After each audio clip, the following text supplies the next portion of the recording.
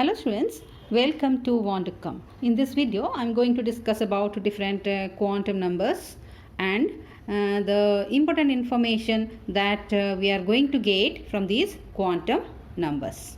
We know atoms may contain a large number of orbitals, and these are differentiated by their shapes, sizes and their orientation. So we have seen different shapes of orbitals in my last video, isn't it? So if the size of an orbital is small, then the probability of finding an electron is easy. So when an electron is present in any energy state, then the wave function of that state contains all the information about the electron in three-dimensional space. So it is therefore required, that means a total number of 3 quantum numbers are required to express the wave functions in this three-dimensional space. The wave functions describes about the atomic orbital. That is, it defines atomic orbitals, which means it defines the region in the space where the electron is located. So these as I told you, these 3 quantum numbers, these are principal quantum number, I am just writing AzimUTHAL or subsidiary quantum number, and magnetic quantum numbers. Additionally, one more quantum number, that is the 4th quantum number or the spin quantum number, is required, which gives information about the interaction of 2 electrons with an applied magnetic field. However, this spin quantum number is not a part of the wave function. But these 4 quantum numbers all together help us to locate the electron in three-dimensional space. So students, by this time you might have got the idea for what reason we need to study quantum numbers. So let's start the detail of these quantum numbers. The first quantum number is the principal quantum number. Principal quantum number. This principal number gives the information of shells or orbits. Shells or orbits, and it is denoted by small n. So let us see what are the other information that we are getting from this quantum number. As I told you, this principal number is denoted by n, where this n, this is the shell or the orbit number, and it has the integral values such as 1, 2, 3 and so on. In this atom, this is the nucleus, and the first orbit or shell is n1, and the second one is n2, third one is n3 and so on. In this way, these are denoted. The next point is, as the value of n increases, the electronic clouds. So this is actually orbit in the second two-dimensional figure I am just showing, but if we will go through this three-dimensional, so the clouds will be, it becomes larger, and the electrons move away from the, you see, if the one electron is present in this n is equal to 3 or 4, it is moving far away from this nucleus, isn't it? So from the n value of n, you can know the position of the electron from the nucleus. The next point is, based on the value of n, the capacity of the orbit or the cell can be decided. That means how many number of electrons can be present in n1, or when n is equal to 2. So you know that 2n square rule. Based on that, we know that when n is equal to 1, then the number of electrons present in the first orbit would be 2, then 8. This is the capacity of the orbits, and this depends on n value. The next point is the value of the electrons in the energy of the electron can also be determined of this respective orbit or the cell. As we discussed, that energy of an electron is quantized, isn't it? Quantized. That means it is a fixed or discrete amount of energy is present in a cell, and this energy of an electron is known as or denoted as En. See where this n is the orbit number, and this En is given by, or the energy of the electron in orbit is given by -131 2 n square kilojoule per mole. So here this energy of the electron based on this, it is based on the number of the shell or the n. So it will give like or 13.6 by n square in other way. This is in electron form.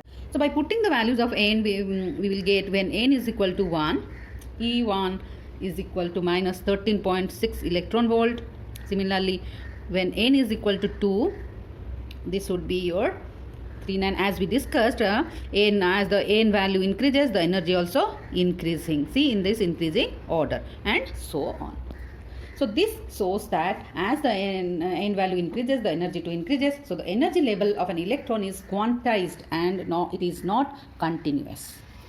The second quantum number is AzimUTHAL quantum number, and this quantum number is also known as orbital angular momentum or subsidiary quantum number, and this is represented by small l, where this also is having the integral values 0, 1, 2 up to n minus 1. That means the value of l also depends on n, or the principal quantum number. So the energy of an electron calculated from the values of n, that includes certain contributions due to angular momentum of electrons. And again, this angular momentum of different electrons have different values. So the electron within the same cell occupies different energy levels. So these energy levels are known as subcells. So these energy levels are also known as subcells. So that means every cells have different subcells according to the angular momentum of the electron. So let's discuss the important information that we get from this AzimUTHAL quantum number. As we discussed earlier, the first point is we come to know about the subcell. So that means this quantum number gives the idea of subcells or orbitals. That is the number of subcells present in a shell. We know, so L, values of L depends on the values of n or the principal quantum number. For the value of n, L would be 0, 1 up to n minus 1. That we know.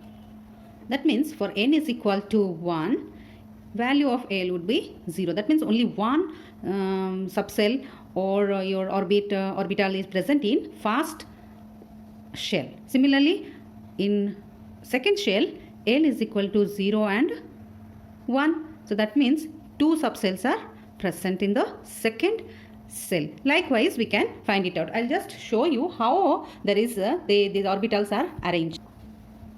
Suppose n is equal to 1. So only here only one subcell is present. Similarly, for n is equal to 2, that means that orbit or cell contains two subcells, 0 and 1.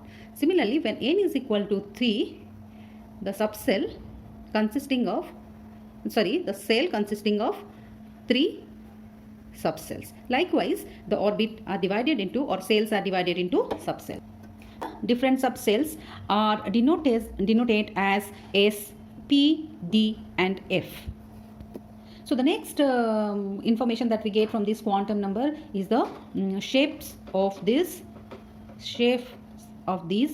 subcells or the orbitals. So when L is equal to 0, the orbital is spherical in shape.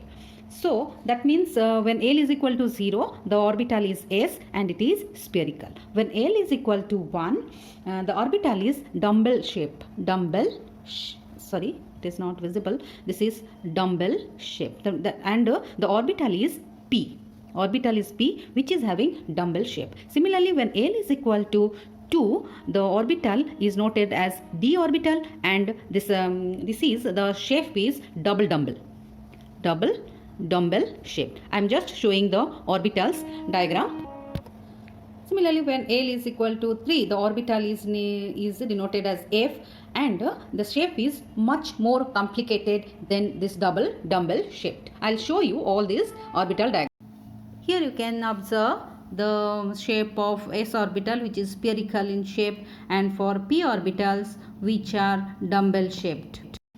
Similarly, for d orbitals, which are double dumbbell shape, shown in blue color, and for f orbitals, they are much more complicated in shape. The notations for the subcells or the orbitals s, p, d and f are based on different spectral lines. Spectral lines or a group of lines such as S for sharp, P for principal, D for diffuse and F for fundamental. Here you can see the shapes of these orbitals. Again, one more information that we get from this quantum number is that the knowledge of relative energies of these subcell. Energies of these subcells also we will get. Here you can observe the increasing order of the energies in these orbitals. Even the filling of electrons into different orbitals also takes place on the basis of their energies. Hope you have understood these two quantum numbers.